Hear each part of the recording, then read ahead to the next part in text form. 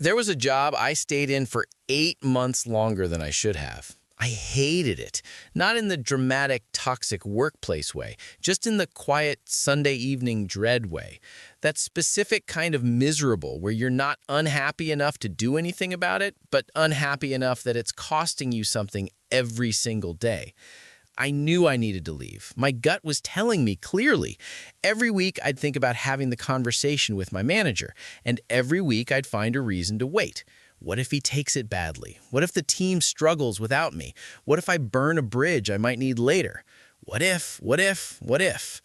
I eventually left, and my manager was completely fine about it. Professional, even warm. The team adjusted within 2 weeks, no bridge burned, no disaster.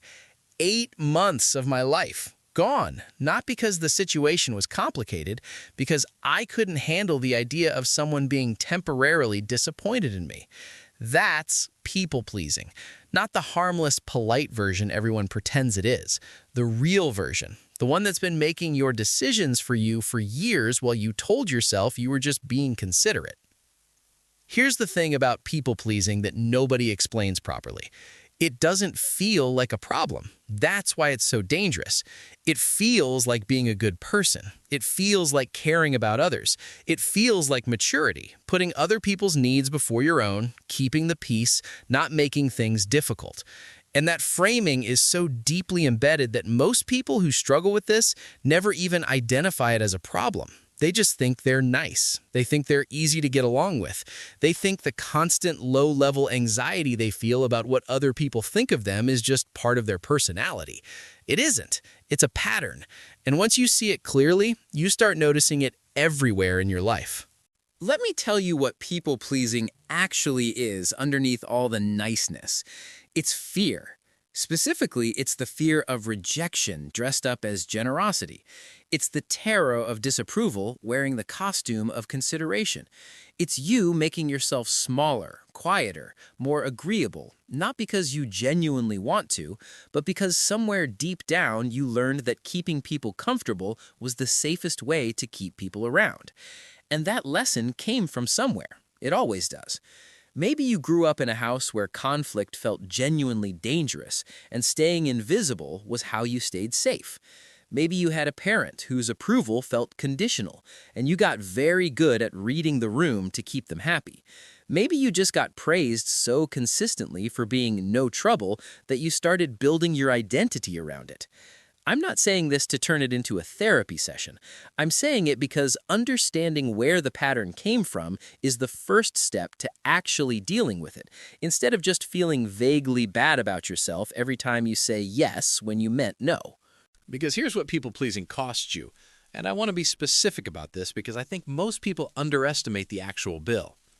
It costs you your honesty. Every time you tell someone what they want to hear instead of what you actually think, you're training yourself to distrust your own perspective. Do that enough times and you genuinely start to lose touch with what you actually believe about things. Your opinions become whatever creates the least friction in the room. It costs you your time. People pleasers are the most overcommitted people on earth. They're on 3 committees they don't care about. They're helping people move apartments at 8 a.m. on a Saturday. They're available for every favor because they never figured out how to say no without feeling guilty about it. And then they wonder why they feel exhausted and resentful all the time. It costs you your relationships. This one is counterintuitive. You'd think that being agreeable and accommodating would make people like you more. And in the short term, it might. But over time, people can feel the inauthenticity, even if they can't name it. They sense that you're performing ease rather than actually feeling it. And relationships built on performance are fundamentally hollow. You become someone people are comfortable around but don't actually know. And perhaps most importantly, it costs you your self-respect. Every time you override what you actually want to keep someone else comfortable, you send yourself a message. The message is, what I feel doesn't matter as much as what they think. Repeat that message enough times and it stops being a thought and starts being a belief. And that belief shapes everything. But here's where it gets really uncomfortable. Are you still with me? Most people-pleasers secretly believe that their people-pleasing is working, that if they just keep everyone happy enough, they'll be safe, they'll be liked, they'll be needed. And that safety and likability and neededness will eventually add up to something that feels like love or belonging or peace. It doesn't work that way. Because the approval you get from people-pleasing is the most conditional approval that exists. It only keeps coming as long as you keep performing. The moment you have a real need or a genuine opinion that creates discomfort or a boundary that inconveniences someone, the approval that was supposedly yours dries up instantly.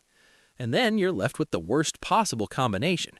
You've given up your authenticity, your time, your self-respect, and in return, you got approval that was never actually unconditional in the first place.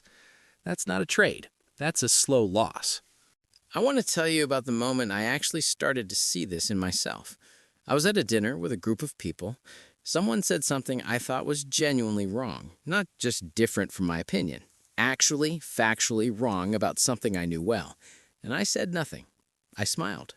I let it pass. And on the drive home, I couldn't stop thinking about it. Not because the topic mattered that much, but because I'd had the thought, I know that's not right, and I'd immediately, instinctively suppressed it, without even deciding to. My people-pleasing was so automatic it didn't even wait for me to make a choice. That scared me more than anything else.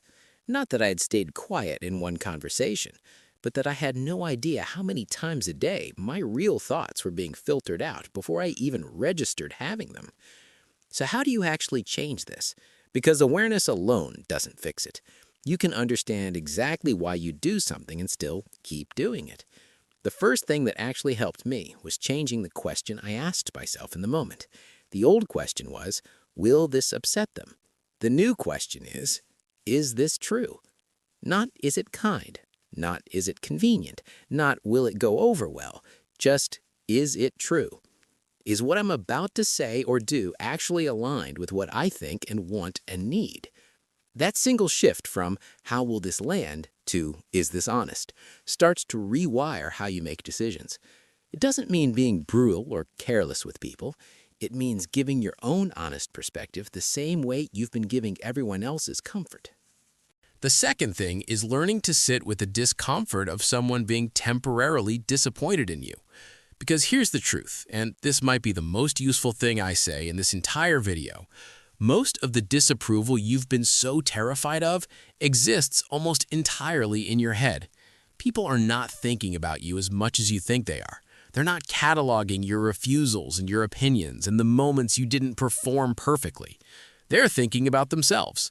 They're managing their own anxieties, their own lives, their own constant internal noise. When you say no to something, they feel it for maybe 5 minutes. You feel it for 5 days. That asymmetry, once you really feel it, not just know it intellectually, changes everything because you've been paying an enormous price to avoid a consequence that barely exists. The last thing I want to say is this. The people who will actually show up for you, the ones worth keeping in your life, they don't want the agreeable, frictionless, always available version of you. They want the real one. And the real one has opinions. The real one sometimes says no. The real one isn't available for every favor and doesn't always know the right thing to say and occasionally makes people uncomfortable by just being honest. That version of you is more interesting, more trustworthy, and more genuinely lovable than any performance you could put on. Stop protecting people from who you actually are. They can handle it. And the ones who can't, that's information too.